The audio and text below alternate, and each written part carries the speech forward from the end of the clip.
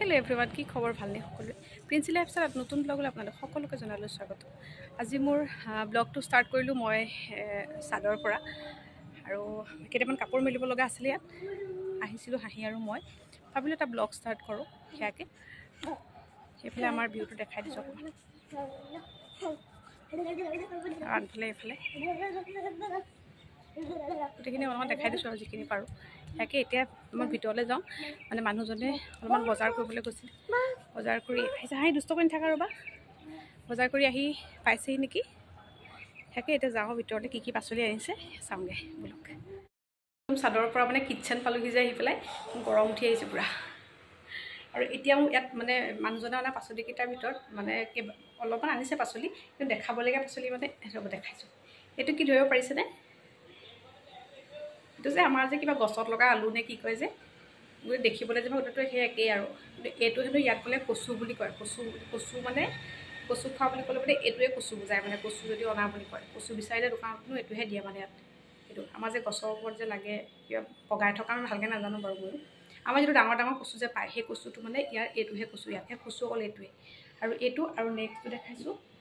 এটো হৈছে ইয়াত টেঙা পায় এটো ইয়াতে কাজি নেমু গোল নেমু হিচাপত নাপায় অকল টেঙা এটোৱে পায় টেঙা বিচাৰিলে দোকানত অকল এটোৱে দিয়ে টেঙা এটো তো কাজি নেমু নহয় গোল নেমু টাইপৰ নিচিনা আৰু মানে পাচলি আনিছে তো তাৰ ভিতৰতে এটা মানে চাবলগীয়া কাৰণ অকমান ভাবিছো দেখাই দিও আপোনালোককো ইয়াত কি কি বস্তু পায় আৰু বাকি কালি আনিছিলে ডিম আনিছিলে আৰু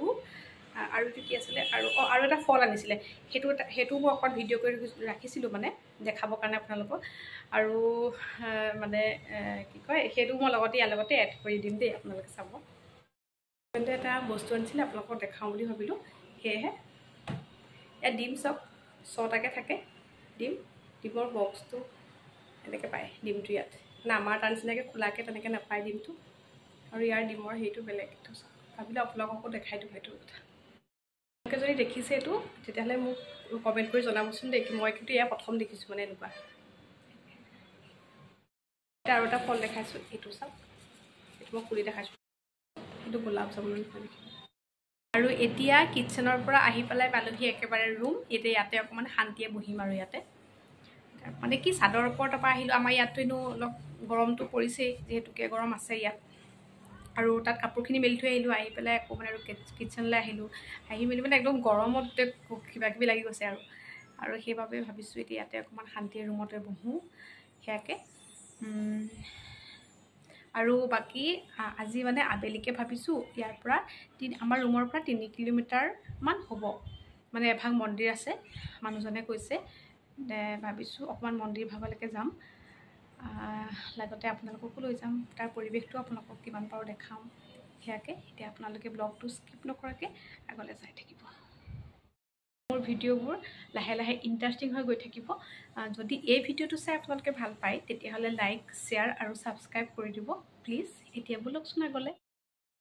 আৰু এয়া অকমান ইভিনিং টাইমলে আমি তিনিজন ঘৰৰ পৰা মন্দিৰলৈ বুলি ওলালো আৰু গৈ পেলাই পালোগৈ মন্দিৰ ভাগ বৰ বেছি দূৰত নাছিলে হেয়াকে তাৰে অকমান পৰিবেশটো দেখাবলৈ চেষ্টা কৰিলো আপোনালোকক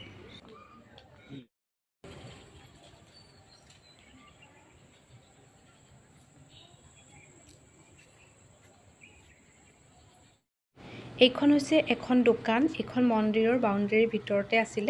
আৰু মন্দিৰৰ কাৰণে যি ধূপ বন্তি দৰকাৰ হয় হেয়াও ইয়াৰ পৰা ল'ব পাৰে আৰু কোনোবাই যদি এক্সট্ৰাকে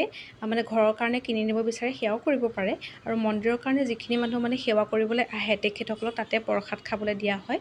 আৰু এয়া হৈছে মন্দিৰৰ ভিতৰৰ চৌহদটো একেবাৰে ইয়াতে পূজাৰীজন বহি থাকে ইয়াতে মানুহে সেৱা লয় আৰু ইয়াৰ অকমান পৰিবেশটো দেখাবলৈ চেষ্টা কৰিলো মই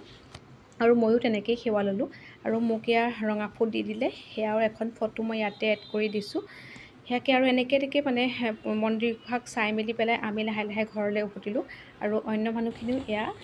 ঘৰলৈ উভতিছে হেয়াকে আৰু হাঁহি আৰু মোৰ এখন ফটো মানে আমি মাৰিছিলো হেয়াও ইয়াতে এড কৰি দিছো আৰু আজি মোৰ এই ভিডিওটো মই ইমানতে সমাপ্ত কৰিম বুলি ভাবিছো যদি ভাল পালে তেতিয়াহলে লাইক শেয়াৰ আৰু সাবস্ক্ৰাইব কৰি যাবলৈ নাপাহৰিব আজিলৈ